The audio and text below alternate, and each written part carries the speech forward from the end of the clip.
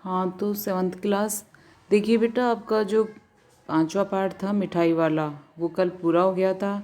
ठीक है, आज हम इसके प्रश्न उत्तर करेंगे। ठीक है बेटा, तो देखिए इसका पहला प्रश्न, मिठाई वाला अलग अलग चीज़ें क्यों बेचता था और वह महीनों बाद क्यों आता था। अब देखिए बेटा, मिठाई वाला चीज़ अलग अलग चीज़ें क्यों बेचता था। देखिए, बच्चे एक ही चीज़ से उगता न जाए इसलिए वह बच्चों को पसंद आने वाली अलग अलग चीज़ें बदल बदल कर बेचता था। ठीक है, दूसरा, वह महीनों बाद इसलिए आता था क्योंकि वह अपने फ़ायदे की चिंता नहीं करता था। अपना ही धन लगाने के कारण वस्तुओं के इंतजाम में उसे समय लग जाता था। यानी क्या करता था मिठाई वाला, क्या करता था, अपना ही धन लगाने के कारण है कि वो अपने ही धन में से क्या बनाता था, यानी खुद नुकसान उठा के क्या बनाता था, वस्तुएं, मिठाई बनाता था, मुरली बनाता था, खिलौने बनाता था। ठीक है, तो उनको वो किस पे बेच देता था, सस्ते दामों में बेच देता था। ठीक है बेटा, बच्चों की उत्सुकता और अपने मन की संतुष्टि के लिए बच्चों की मनपसंद चीज़ें वो बेचा करता था। यानी कौन कौन सी चीज़ें बेचा करता था, पहले तो वो बच्चों के लिए क्या लेकर के आया था, खिलौने लेकर के आया था। जब दूसरी बार आया था वो 6 महीने बाद तो क्या लेकर के आया था, मुरली लेकर के आया था। और उसके जब 8 महीने बाद में वो आया था तो क्या लेकर के आया था, मिठाई लेकर के आया था। ठीक है बेटा, तो क्या हो जाएगा इसका उत्तर, मिठाई वाला अलग अलग चीज़ें क्यों बेचता था और वह महीनों बाद क्यों आता था। तो देखिए इसका उत्तर, बच्चे एक ही चीज़ से उगता न जाए, मतलब ऊब न जाए।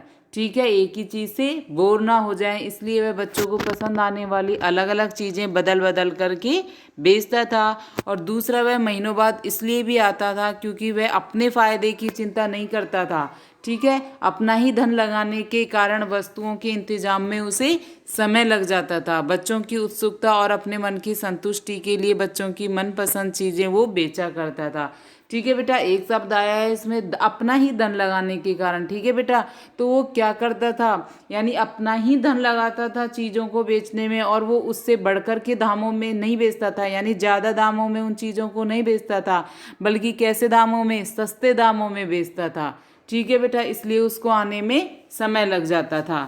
तो दूसरा प्रश्न देखिए, मिठाई वाले में कौन से गुण थे जिनकी वजह से बच्चे तो बच्चे बड़े भी उसकी ओर खींचे चले जाते थे।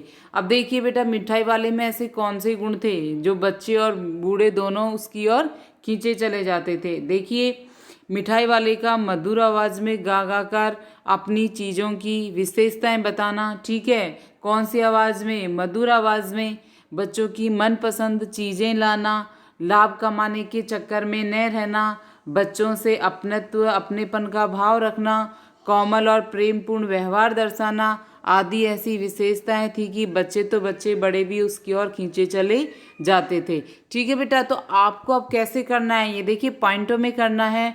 जैसे मिठाई वाले में कौन कौन से गुण थे, तो आपको क्या बताना है कि सबसे पहली बात तो वो अपनी चीज़ों की क्या बताता था, मधुर स्वर में गा गा कर विशेषताएं बताता था। ठीक है बेटा, पहला पॉइंट कौन सा आ जाएगा, ये आ जाएगा कि मिठाई वाले क्या, मधुर आवाज़ में गा गा कर अपनी चीज़ों की विशेषताएं बताना।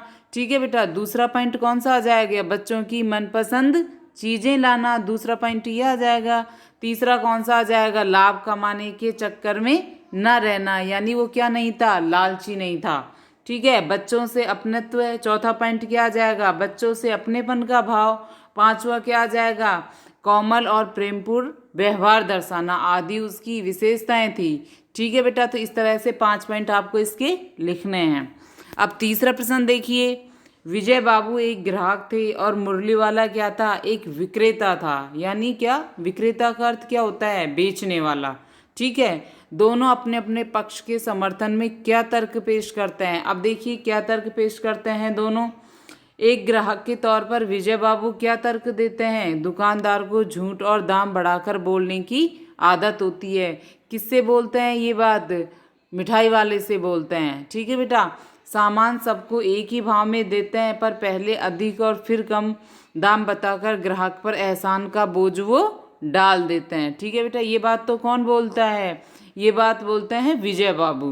किससे बोलते हैं, विक्रेता यानी मुरली वाले से बोलते हैं। ठीक है, अब विक्रेता के तौर पर मुरली वाला क्या तर्क देता है, देखिए, ग्राहक को सामान की असली लागत का पता नहीं होता है और दुकानदार हानि उठाकर सामान क्यों न बेचे, पर ग्राहक को लगता है कि दुकानदार उसे लूट रहा है। ग्राहक हमेशा दुकानदार पर क्या करता है, संदेह करता है। ठीक है बेटा, तो दोनों लाइनों में आपको दोनों के तर्क लिखने हैं।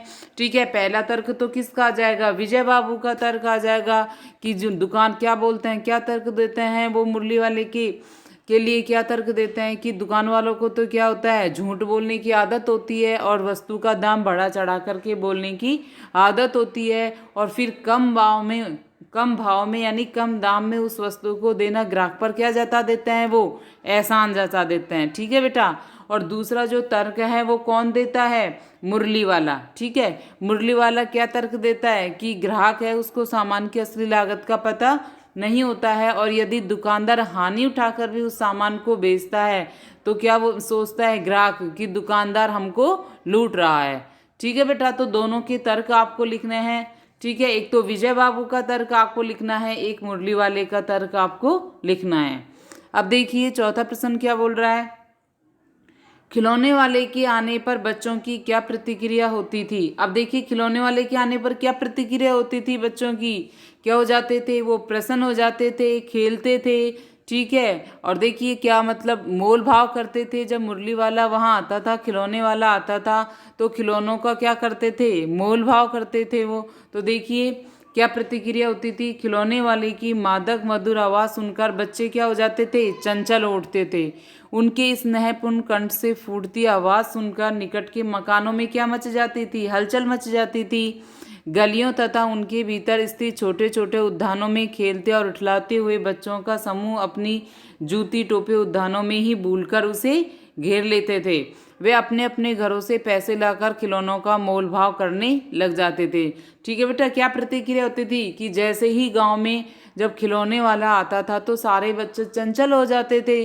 ठीक है, और स्नेहपूर्ण आवाज़ बोलते थे वो, और जो भी खेलते थे। ठीक है, तो वो सारा सामान जिनसे अपने खिलौने हैं, जूतियां हैं, टोपी है, सबको वो उद्यानों में यानी बगीचों में छोड़ करके उसे वहीं पर भूल करके वो खिलौने वाले के पास आकर के खिलौनों का क्या करने लग जाते थे, मोल भाव करने लग जाते थे।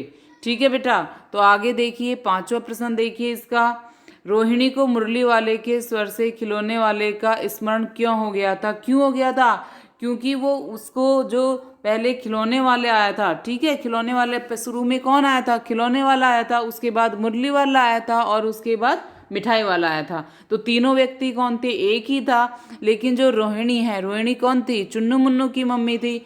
ठीक है बेटा, तो उसको वही स्वर लगा खिलौने वाले का जैसा ही उसे मुरली वाले का स्वर लगा। तो क्यों लगा, तो देखिए, रोहिणी को मुरली वाले के स्वर से खिलौने वाले का स्मरण हो आया क्योंकि उसकी वह आवाज़ जानी पहचानी लगी थी। ठीक है बेटा, उसे स्मरण हो आया कि खिलौने वाला भी इसी प्रकार मधुर कंठ से गाकर खिलौने बेचा करता था, और इस मुरली वाले का स्वर भी उसी तरह का था। ये भी ठीक वैसे ही मधुर आवाज़ में गा गा कर मुरलियाँ बेच रहा था। दोनों के बेचने का अंदाज एक समान था। ठीक है बेटा, रोहिणी को क्यों लगा था, क्योंकि वो भी उसी मधुर आवाज़ में लगाता था। ठीक है, आवाज़ लगाता था मधुर स्वर में, और जो खिलौने वाला है, जो मुरली वाला है, वो भी उसी स्वर में आवाज़ लगाता था। तो दोनों का स्वर क्या था, समान था, दोनों मधुर आवाज़ लगाते थे। ठीक है, तो दोनों का अंदाज एक समान होने के कारण खिलौने जो रोहिणी है उसको किसका स्मरण हो आया था, खिलौने वाले का। ठीक है बेटा, आगे देखिए छठा प्रश्न देखिए, किसकी बात सुनकर मिठाई वाला भावुक हो गया, उसने इन व्यवसायों को अपनाने का क्या कारण बताया। अब देखिए बेटा, किसकी बात को सुनकर क्यों हो गया था मिठाई वाला भावुक, रोहिणी की बात को सुनकर के। ठीक है बेटा, किसकी बात को सुनकर के भावुक हो गया था, रोहिणी की बात को सुनकर। ठीक है, उसने इस छोटे व्यवसाय को अपनाने का कारण यह बताया कि किसी समय उसकी भी सुखी संपन्न क्या था, परिवार था, सुंदर पत्नी, प्यारे बच्चे थे, किंतु उसका परिवार क्या हो गया था, नष्ट हो गया था। ठीक है, वह अपने मृत बच्चों की झलक दूसरे बच्चों में देखता था, और बच्चों के साथ रहकर उसे संतोष, धैर्य और असीम सुख की प्राप्ति होती थी। ठीक है बेटा, क्या बताया था इन्होंने, कारण क्या बताया था कि भावुक हो गया था उसने इन व्यवसायों को अपनाने का। जैसे ही उनकी पत्नी भी थी, बच्चे भी थे, लेकिन उनकी क्या हो चुकी थी, मृत्यु हो गई थी। तो वो अब दूसरे बच्चों में अपने बच्चों की झलक देखते थे। ठीक है, इस तरह से उन्हें खिलौने दे करके, मिठाई बांट करके उन्हें क्या प्राप्ति, किसकी प्राप्ति होती थी, सुख की प्राप्ति होती थी। ठीक है बेटा, तो आगे देखिए 7वां प्रश्न देखिए। अब इस बार ये पैसे न लूंगा, कहानी के अंत में मिठाई वाले ने ऐसा क्यों कहा। अब देखिए बेटा, क्यों कहा था मिठाई वाले ने ऐसा।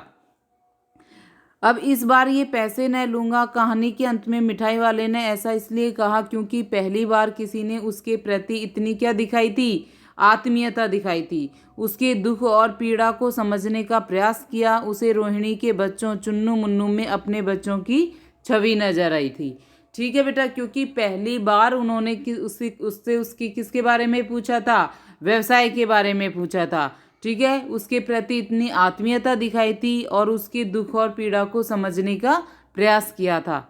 ठीक है बेटा, तो इस बार ये पैसे न लूंगा, कहानी के अंत में मिठाई वाले ने ऐसा क्यों कहा था मिठाई वाले ने ऐसा कि अब इस बार ये पैसे न लूंगा, कहानी के अंत में मिठाई वाले ने ऐसा इसलिए कहा क्योंकि पहली बार किसी ने उसके प्रति इतनी क्या दिखाई थी, आत्मीयता दिखाई थी। ठीक है, उसके दुख और पीड़ा को समझने का प्रयास किया था। उसे रोहिणी के बच्चों चुन्नू मुन्नू में अपने बच्चों की छवि नजर आई थी। ठीक है बेटा, अब आगे देखिए 8वां प्रश्न देखिए। इस कहानी में रोहिणी चिक के पीछे से बात करती है, यानी घूंघट।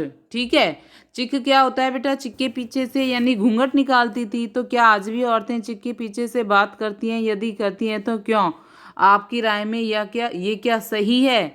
ठीक है, तो इसका उत्तर किस तरीके से देंगे, आप अपने अनुसार देंगे कि परिवारों में जो पर्दा प्रथा है उसका चलन, जो रूढ़िवादी है उसका सही है या नहीं है। ठीक है, ये प्रथा जो स्वतंत्रता है स्त्रियों की उसका हनन करती है या नहीं करती है, किस प्रकार से उनकी प्रकृति में रुकावट उत्पन्न करती है। ठीक है, तो इस तरह से आपको इसका उत्तर देना है। किस तरीके से देना है आपको इसका उत्तर, कि हाँ आज भी कुछ पिछड़े ग्रामीण रूढ़िवादी कुछ जाति विशेष के परिवारों में ये पर्दा प्रथा प्रचलन में है। मेरी राय में ये बिल्कुल भी उचित नहीं है। ये प्रथा न केवल स्त्रियों की स्वतंत्रता का हनन करती है बल्कि उनकी प्रगति में भी क्या करती है, रुकावट उत्पन्न करती है। साथ ही इस प्रकार की प्रथाएं हमारे देश की छवि को क्या करती हैं, विश्व पटल पर धूमिल करती हैं, विश्व स्तर पर धूमिल करती हैं। ठीक है बेटा, तो इस तरह से आपको 8वां प्रश्न करना है। अब आगे देखिए, हाट मेले शादी आदि आयोजन में कौन कौन सी चीज़ें आपको सबसे ज़्यादा अच्छी आकर्षित करती है, उनको सजाने बनाने में किसका हाथ होगा, उन चेहरों के बारे में लिखिए। तो इसको आपको स्वयं को करना है। अब देखिए भाषा की बात में आपको क्या करना है, देखिए मिठाई वाला, बोलने वाली गुड़िया, ऊपर वाला का प्रयोग हुआ है, मिठाई वाला। ठीक है बेटा, किसका प्रयोग हुआ है, वाला का प्रयोग है। तो अब बताइए वाला से पहले आने वाले शब्द संज्ञा, सर्वनाम, विशेषण आदि में से क्या है। अब देखिए बेटा, वाला से पहले मिठाई आया है, तो ठीक है, तो मिठाई वाला शब्द क्या है, संज्ञा है। ठीक है बेटा, वाला से पहले कौन सा शब्द आया है, मिठाई आया है, तो मिठाई शब्द कौन सा है, मिठाई शब्द है संज्ञा। ठीक है, तो आपको संज्ञा लिखनी है इसमें। ठीक है बेटा, आगे देखिए। अब देखिए इसमें क्या है, बोलने वाली गुड़िया।